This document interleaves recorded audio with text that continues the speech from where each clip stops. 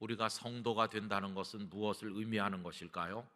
사랑할 줄 몰라서, 자기밖에 몰라서 그저 자기 욕심에 따라 살던 사람이 하나님의 사랑을 받고 그 안에서 녹아내리고 새 사람이 되어서 이제 위로는 하나님 아버지를 사랑하고 또 이 땅에서는 이웃과 다른 이들을 사랑하여 섬기게 되는 것, 그렇게 새로운 사람으로 바뀌게 될 때 그 사람을 성도라고 말할 수 있는 게 아니겠습니까? 여러분, 이런 의미에서 빌립보서를 읽는 것은 우리에게 큰 기쁨이 됩니다. 왜냐하면 빌립보서에는 바울 사도와 그 일행, 그리고 빌립보에 있는 성도들 사이에 흐르고 있는 이 아름다운 사랑의 이야기가 나타나 있기 때문입니다. 그들은 얼마나 따뜻한 사람들이고 사랑이 많은 사람들이었는가 하는 생각을 하게 됩니다. 이 빌립보서를 기록하실 때 아마도 바울 사도께서는 로마의 감옥에 계셨으리라고 생각이 듭니다. 그때는 죽음이 그리 멀지 않았을 때라고 여겨지는데 다른 일에 신경을 쓸 마음의 여유가 없을 때가 아니었겠습니까? 그런데도 바울은 빌립보 성도들을 간절히 사랑하는 마음으로 정성을 다해서 하나님께서 주시는 감동을 따라 편지를 적어 보냈는데 그게 바로 빌립보서로 우리들에게 전달되고 있는 것입니다. 그분들을 이어준 것이 무엇일까? 다름 아닌 우리 주님 예수님 안에 있는 사랑이었습니다. 사랑이 그들을 서로 연결해 줌으로써 그분들은 따로 서 있는 나무 한 그루로 존재한 것이 아니라 그 사랑으로 인하여서 숲을 이루게 되었다 하는 말씀입니다. 여러분, 오늘 이 본문을 읽음으로써 그분들 속에 흘렀던 사랑이 영락교회 성도들 가슴을 적시고 흐르게 되기를 원합니다. 이분들은 어떻게 사랑하였을까요? 먼저 지난번에도 말씀드린 바가 있었던 이 빌립보서의 수신자들이 누군가를 다시 생각을 해볼 필요가 있는데 1절에 보면 성도와 또한 감독들과 집사들에게 편지하노니 라고 했습니다. 여기 몇 가지를 조금 짚어서 생각할 필요가 있는데요. 첫째는 거기 감독들이라고 하는 대목이 복수형으로 되어 있죠. 여러분, 감독은 주교라고도 많이 번역됐고 흔히 목회자들을 의미한다고 생각을 해왔습니다. 그러면 이게 복수 형태니까 감독들 그랬으니까 빌립보에는 예수님을 믿는 사람이 굉장히 많아서 우리 영락교회처럼 목회자들이 많이 있었나 보다 이렇게 생각하기가 쉬운데 아마도 그것은 오해일 것입니다. 빌립보서를 많이 연구하는 학자들의 말은 당시 이 편지가 전달될 무렵에는 빌립보에는 예수님을 믿는 사람이 그저 수십 명 정도 있지 않았을까 이렇게 생각합니다. 그럼 여기 감독들이라고 하는 건 뭘 말하는 것일까요? 많은 분들은 연구 결과를 이렇게 말했는데 꼭 목회자로 이해할 필요가 없고 아직은 그렇게 이해할 필요가 없다는 거죠. 그 시기적으로 이 감독이라고 번역된 단어가 당시 로마 사회 속에서는 어떤 공동체, 어떤 모임에서 여러 가지 일로 봉사하는 사람을 뜻할 때 사용된 경우들이 있었다는 것입니다. 특별히 재정이라든지 이런 일을 돕는 사람들이죠. 그러니까 빌립보에 얼마간의 성도가 있는데 이제 그 속에서 그런 일을 맡아서 봉사하던 사람들로 이해하는 게 좋겠다 하는 얘기입니다. 또 한 가지 우리가 생각해 둘 것은 여기 성도와 이렇게 했는데 여러분, 성도가 누굴까요? 성도는 문자 그대로 하면 거룩한 무리라는 뜻이죠. 거룩한 사람. 하나님께서 거룩하신데 그럼 사람도 거룩한가? 그 사람은 흠도 티도 없고 완벽한 사람이란 말인가? 그런 뜻은 아닙니다. 여러분, 세상에 완벽한 사람이 어디 있겠습니까? 그럼 여기 성도라고 하는 것은 거룩하지는 못하지만 하나님께서 긍휼히 여기셔서 하나님의 사람으로 부른 사람, 그게 성도라는 걸 알 수 있죠. 고린도전서 1장 2절에 보면 성도라 부르심을 받은 자들이라는 표현이 나와요. 거룩하기 때문에 성도인 것이 아니라 부족한 게 너무나도 많지만 하나님께서 거룩하다고 사랑의 눈으로 봐주시는 사람들, 거룩하게 만드시려고 부르신 사람들, 그래서 구원받은 하나님의 자녀가 된 사람들, 이렇게 성도를 우리가 이해할 수 있겠다 하는 것입니다. 그런데 성도와 감독들과 집사들 이렇게 돼 있으니까요, 거기 연결시키는 조사가 들어있죠. 와, 과 이런 글자들이 들어있습니다. 근데 제일 먼저 말씀한 게 감독도 아니고 집사도 아니고 성도를 제일 먼저 언급하고 계시죠. 그럼 여러분, 잘못 생각하면 이렇게 생각할 수 있습니다. 성도와 또한 감독들과 집사들, 그러면 그 빌립보에는 어떤 사람은 성도고 어떤 사람은 감독이고 어떤 사람은 집사였나, 이렇게 오해할 수가 있습니다. 여러분, 교회에서 만난 어떤 분에게 이렇게 물어본다고 생각해 보세요. 저 혹시 장로님이세요? 집사님이세요? 이렇게 물어보면 그분이 겸연쩍어 하면서 아이고, 제가 신앙생활을 열심히 안 해가지고요, 부끄럽게도 장로도 집사도 아니고 그냥 성도입니다, 이렇게 말하는 분들이 많이 계시거든요. 그렇게 말하는 게 잘 말하는 겁니까? 틀리게 말하는 겁니까? 틀리게 말하는 겁니다. 만약에 그렇게 말하면 영락교회 안에 어떤 사람은 목사고 장로고 권사고 집사고 뭐 그런데 이것도 저것도 아닌 나머지 사람들은 성도다, 그런 말이 되잖아요. 그건 틀린 겁니다. 여러분, 영락교회 안에서 하나님을 믿는 모든 사람이 다 성도입니다. 그런데 다 성도인데 그 중에 어떤 사람은 하나님의 뜻을 따라 목사 일을 하기도 하고 장로, 권사, 집사로 섬길 뿐이지 우리 모두는 성도입니다. 그러니까 여기 이 표현도 빌립보에서 예수님을 믿는 성도, 그거면 끝나는 건데, 또한 감독들과 집사들 하는 말은 성도 중에서 교회 공동체를 위해서 이런저런 일로 수고하는 이들, 이렇게 우리가 이해하는 정도로 넘어가야만 되겠다는 것입니다.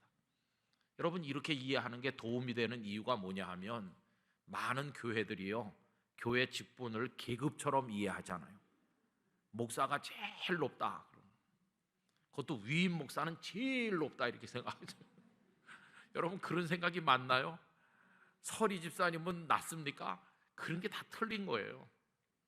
여기 지금 이렇게 이해할 때 바울이 빌립보에 있는 사람들 하나도 차별하지 않고, 그 사람이 성도든 성도 중에서 어떤 일을 하는 사람이든 안 하는 사람이든 차별하지 않고 남자, 여자, 주인, 노예, 뭐 어른, 아이 할 것 없이 모두에게 똑같은 사랑으로 이 편지를 보낸 것이지, 거기 무슨 차별을 두어가지고 감독들에게만 보낸다든지 집사들에게만 보낸다든지 그런 게 아니라는 것이.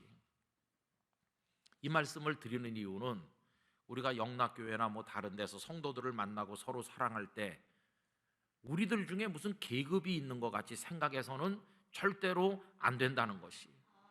여러분, 우리 모두는 주 안에서 하나님의 동일한 자녀요 성도임을 기억해야 됩니다.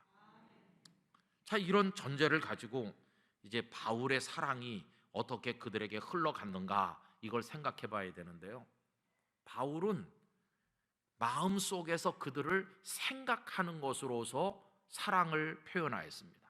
오늘 본문 3절 말씀 다 같이 읽어보겠습니다. 내가 너희를 생각할 때마다 나의 하나님께 감사하며. 여러분, 사랑하면 생각날까요? 안 날까요? 생각이 자꾸 나는 거예요. 그것도 하루에도 여러 번씩 감옥에 앉으셔서 빌립보 사람들을 자꾸 생각해요. 근데 여기 생각이라고 하는 것은 그냥 떠올랐다 없어지는 상념, 어떤 조각 생각, 그런 걸 말하는 게 아니고 이건 사실은 기도를 의미하는 것이에요. 여러분, 기도와 간구는 좀 다릅니다. 여기 지금 4절에 보면 간구할 때마다 너희 무리를 위하여 기쁨으로 항상 간구함은, 이 간구라는 말이 나오는데 기도와 간구를 설명하자면 이렇게 할 수 있어요. 기도는요, 어떤 집 한 채 전부 다를 말할 때 기도다, 그렇게 말할 수 있어요. 간구는 하나님께 필요를 따라서 주세요라고 요청하는 것인데, 그거는 그 집 안에 있는 어떤 방 하나에 해당한다고 할 수 있어요. 그러면 기도라는 집 안에 간구라는 방 하나만 있습니까? 아닙니다. 다른 방들이 여러 개 더 있고 거실도 있고 다른 것들도 많이 있어요. 그러니까 간구는 하나님께 필요한 걸 요청하는 것이지, 그 나머지는 그러면 기도가 아니냐? 나머지가 다 기도인 것이. 가만히 앉아서 가슴 속으로 사랑하는 빌립보 성도들의 얼굴이 한 명 한 명 떠올라서 주님 이렇게 할 때, 그거 기도라는 것이. 결국 바울은 빌립보 성도들을 사랑했는데, 그 사랑이 어떻게 나타났느냐 하면 늘 생각하는 것으로, 다시 말하면 늘 그들을 위해서 기도하는 것으로 생각이 났다는 것이에요. 눈 감고 있으면 루디아도 생각나고 빌립보 감옥의 간수도 생각나고 한 사람 한 사람 생각나면서, 주님, 그들이 저에게 너무나 큰 사랑을 베풀어 주었는데 그들을 축복해 주세요. 아무개네 집에 아픈 사람이 있는 줄 아는데 요새는 어떻게 지나는지 궁금합니다. 주님의 긍휼을 그 가정에 허락해 주세요. 이렇게 생각이 계속 나면서, 그래서 그게 기도가 되어서 이어지는 것이죠. 한 사람 한 사람 잊을 수 없는 소중한 사람들이죠. 저도 오랫동안 이제 목회를 하다 보니까 많은 분들을 만났을 거 아닙니까? 그런데 이렇게 만나고 헤어지고 만나고 헤어지니까 어떤 분은 뭐 5년 10년 지나도 한 번도 만나지도 못하고 얼굴을 뵙지 못하는 분도 있죠. 아유, 그분이 어떻게 지나시나 이렇게 생각이 나잖아요. 생각이 난다는 건 그분을 향한 저의 마음이 남아있다는 증거 아닙니까? 그래서 이제 기도하게 돼요. 그런데 저만 그런 게 아니에요. 그분들도 그래요. 어떤 분은 얼굴을 제대로 못 본 지가 막 한 근 20년은 된 것 같은데 촌에 들어가서 농사하는데요, 농사했다고 고구마도 보내주고 그래요. 그게 끊어졌습니까? 관계가? 아니에요. 끊어진 게 아니에요. 어떤 분은 부산서 여기까지 김치 담았다고 김치를 택배로 보내줬는데, 그건 김치가 아니라 그 뭐라고 표현할 수가 없어요. 지금 김치를 먹는 게 아니라 사랑을 먹는 거죠, 사랑을. 그러면서 어떤 분은, 목사님 여러 해 동안 얼굴도 못 뵀지만 여기 지금 제가 산책을 나왔는데 꽃이 예쁘게 피었네요. 꽃 사진을 보내드릴 테니까 피로를 좀 풀으세요. 이렇게 하거든요. 이게 생각을 계속하는, 나도 그분을 생각하고 그분도 나를 생각하고, 우리가 이 땅에 살다 얼굴을 영영 못 본 채로 각자 하늘나라에 갈지 모르지만 우리는 따로따로 떨어진 나무 한 그루가 아니라 예수 그리스도의 사랑으로 연결되어 숲에 있구나, 이렇게 생각하니까 너무너무 감사한 거 아닙니까? 이제 바울이 그런 거예요. 그런데 이 빌립보 성도들을 향한 바울의 사랑은 위선이나 무슨 뭐 거짓이 아니라 진심이었어요. 진심. 진짜 사랑하는 거예요. 그걸 8절에서 볼 수 있죠. 8절 다 같이 읽어봅시다. 내가 예수 그리스도의 심장으로 너희 무리를 얼마나 사모하는지 하나님이 내 증인이시니라. 여러분, 여기 사모한다는 걸 다른 번역에서는 그리워한다, 보고 싶어 한다, 이렇게 번역하기도 해요. 막 보고 싶은 거예요. 빌립보랑 로마 감옥이 얼마나 거리가 멀리 떨어져 있습니까? 몸은 멀리 있지만 마음은 지금이라도 달려가서 막 끌어안고 싶고 그런 거예요. 그런데 그게 인간적인 정이 아니고 예수 그리스도의 심장으로, 이게 예수님께서 우리를 사랑하신 그런 마음으로 내가 지금 당신들을 보고 싶어요, 그리워요, 이렇게 하는 겁니다. 그런데 그게 거짓이 아니라는 것의 증인이 누굽니까? 하나님이 내 증인이시라고. 이건 무서운 말이에요. 사람의 눈은 속일 수 있지만 하나님은 다 보고 계시는데, 야 바울, 너 별로 사랑하지도 않으면서 뻥치지 마라, 이러시면 어떡하겠어요? 근데 하나님이 다 보고 계셔도 하나님이 증인이시라고 할 정도로 이게 진실이라는 걸, 진심으로 사랑하는 거예요. 이게 바울의 마음의 사랑이죠. 그래가지고 아까도 읽었습니다만 4절에 그들을 위해서 자꾸 간구하는 거예요. 4절 다 같이 읽겠습니다. 간구할 때마다 너희 무리를 위하여 기쁨으로 항상 간구함은. 여러분, 아마 이거 부모님들이 자녀를 위해 기도하는 거 생각해 보면 금방 이해되실 거예요. 그 자녀가 기도하지 마 그랬다고 기도 안 합니까? 계속 기도하는데 억지로 합니까? 아니요. 막 기쁨으로, 그냥 생각만 하면 기쁨으로 기도가 나오잖아요. 또 7절 중간에 보면요, 너희가 내 마음에 있다 이렇게 말해요. 너희가 내 마음에, 나는 너희의 마음에, 너희는 내 마음에, 이렇게 사랑한 것을 볼 수 있습니다. 자, 그럼 여러분, 이 사랑이 맨 처음에 어떻게 연결된 겁니까? 맨 처음에 바울 일행이나 이 필리포 사람들은 아무 관계가 없어요. 그냥 남남이죠 뭐. 그런 사람들이 세상에 살고 있는지도 모르고 아무 관심도 없죠. 우리가 뭐 저 호주나 뭐 이런데 남아메리카 어디에 누가 어떻게 사는지 알기나 합니까? 아무 관심이 없잖아요. 그런 사이였어요. 그런데 어떻게 지금은 이렇게 사랑이 진하게 흐르는 사이로 바뀌었을까? 그건요, 누군가가 상대방에게 다가가서 그 이름을 불러주었기 때문이에요. 그래서 사랑이 연결된 것이. 여러분, 이 얘기를 할 때 금방 떠오르는 시가 있지 않습니까? 김춘수 선생님의 꽃이라는 시의 앞부분이 딱 생각나죠. 내가 그의 이름을 불러주기 전에는 그는 다만 하나의 몸짓에 지나지 않았다. 내가 그의 이름을 불러주었을 때 그는 나에게로 와서 꽃이 되었다. 참 아름다운 시죠. 무관심한 남남이었었는데 다가서서 마음을 담아서 불렀더니 그가 내게 와서 꽃이 되어준 것이. 여러분, 다가서서 불러주는 것은 예수님의 방식입니다. 예수님 하늘 보좌 높은 곳에서 우린 이 땅바닥에서 아무 관계없이 있었는데 예수님께서 우리에게 가까이 다가오셨잖아요. 이 세상에 오셨잖아요. 그래가지고 갈릴리 호반에서 시몬과 안드레를 부르시고 야고보와 요한을 부르시고 가버나움 세간의 마태를 부르시고 부르고 불러서 당신의 사람으로 만드시고, 그 예수님 우리도 부르셨기 때문에, 우리 이름을 불러주셨기 때문에 오늘 우리가 예배자로 이 자리에 앉아있게 된 것이에요. 이게 예수님의 사랑의 방식이에요. 당신이 먼저 다가오셔서 우리를 불러주셨어요. 그래서 우리의 구원자가 되셨고 우리는 주님의 사람이 되니 우리 서로에게 꽃이 된 것이에요. 여기 꽃을 보면서 기뻐하듯이 우리는 예수님을 바라보면서 기뻐하지 않습니까? 그 예수님의 방법을 그대로 배워서 하신 분이 바울 사도예요. 빌립보까지 찾아가신 분도 바울이고, 강기테스 강가에 나가서 기도할 때가 있나 찾아다닌 분도 바울이고, 거기 루디아를 비롯한 여성들을 만났을 때 가까이 다가서서 불러준 이도 바울이고, 그들에게 예수님의 복음을 이야기한 사람도 바울이고, 그래서 그들은 연결됐어요. 빌립보 감옥의 간수에게는 그가 자살하려고 할 때 우리가 여기 있습니다 이렇게 외쳐줌으로써 그 사람에게 은인이 되어줬어요. 그래서 서로 사랑하게 됐어요. 여러분, 이게 얼마나 아름다운 이야기입니까? 여러분, 그러면 바울만 그들에게 다가서서 바울만 그들을 불러주고 사랑했는가? 아니요.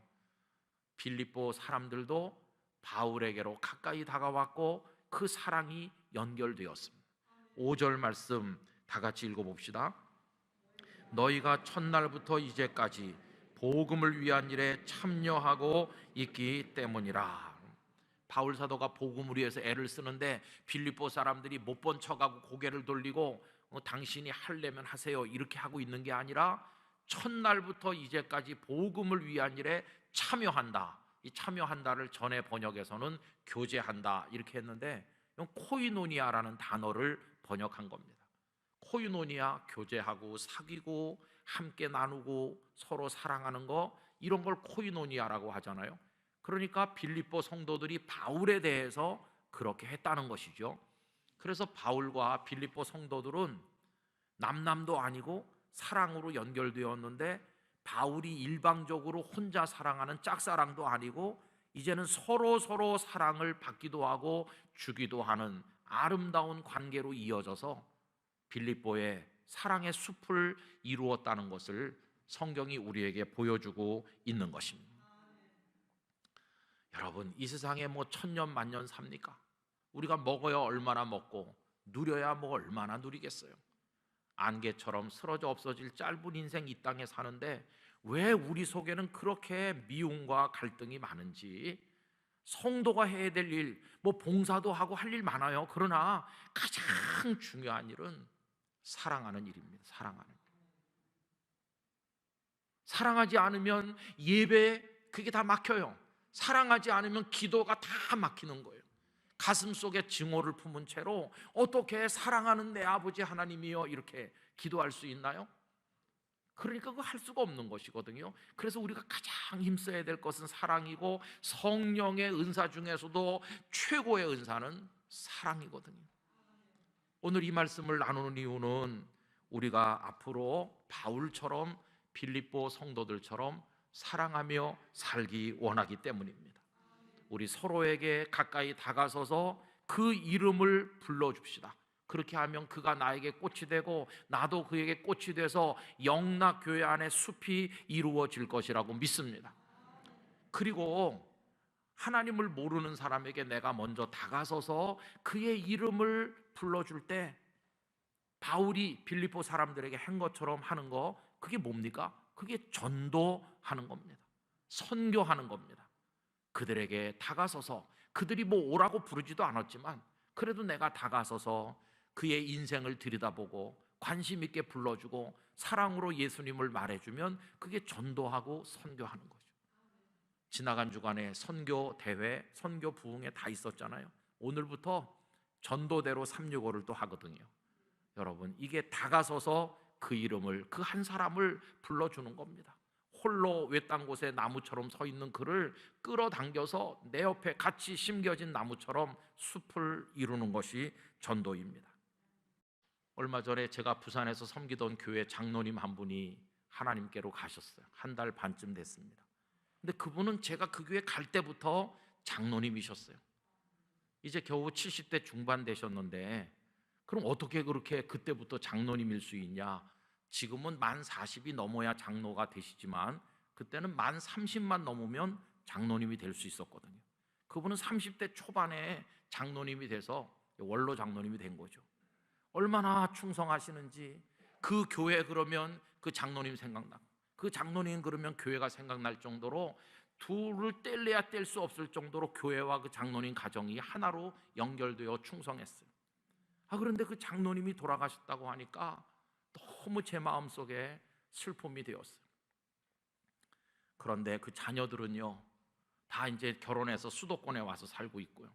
이제 권사님 혼자 남았는데 권사님도 거기 계실 필요가 없으니까 자녀들 가정으로 합류하시면 그 교회 안에는 그 장로님 가정이 영원히 있을 것 같았는데 이제는 한 분도 안 남게 되는 것이죠. 그 교회 그 장로님 가정은 잠깐 머무르다 떠난 것밖에는 안 되는 거 아니겠어요? 여러분, 우리 영락교회도 막 대물림을 해내려가면서 40년, 50년, 60년 영락교회에 계신 분도 있지만은 그 부모님들이 지금도 계십니까? 다 떠나가셨죠. 우리도 그럴 겁니다. 여러분, 저도 이렇게 설교하고 있지만 몇 년 있으면 갈 겁니다. 여러분들도 가실 거예요. 하늘나라로 가시던지 갑자기 이민을 가게 되던지 뭐 저 먼 데로 이사를 가던지 우리 이렇게 다 가요. 지금 잠깐 이렇게 있는 건데 그렇게 잠깐 있는 동안에 갈등하고 미워할 필요가 있나요? 여러분, 예배당 안에서 만나느니 저 배단위 광장에서 오가면 만나는 분, 나랑 직접적인 관계가 없었어도 사랑의 마음으로 불러주시기 바랍니다. 따뜻한 인사를 건네시기를 바랍니다. 그러면서 그를 위해서 선한 마음으로 축복의 기도를 마음속으로 드려주시기를 바라는 것입니다. 그렇게 하면 이 영락교회, 영락이라는 사랑의 숲이 확 우거지게 될 줄로 믿습니다. 그걸 하나님이 원하시는 것이, 따로 서서 외로워요 외로워요 이렇게 하지 말고 하나님 행복해요, 우리 다 이렇게 사랑으로 엉겨서 한 숲이 되었어요. 거기 새들이 와서 깃들이고 거기 열매가 맺히고 얼마나 아름답습니까? 여러분, 그리고 우리가 나중에 멀리 떠나도 여러분 잊지 맙시다. 여기 살아있는 동안엔 잊지 말고 그분이 이민 가셨대, 멀리 이사 가셨대, 그 목사님이 다른 데로 목회지를 옮기셨대, 이렇게 해도 다 생각하면서 바울처럼 얼굴을 떠올리면서 그분을 위해 기도하고 축복하는 관계로 이 땅에 사는 날 동안 우리가 서로 사랑하게 되기를 간절히 원합니다. 주님이 원하시는 삶이고, 우리가 가정에서나 우리 교회 안에서나 우리 주변에서 이거 할 수 있으면 천국을 미리 끌어당겨서 여기서 먼저 맛을 보는 행복이 있을 것입니다. 우리가 이런 삶에 성령님 안에서 아름다운 열매를 맺게 되기를 진심으로 축원드립니다.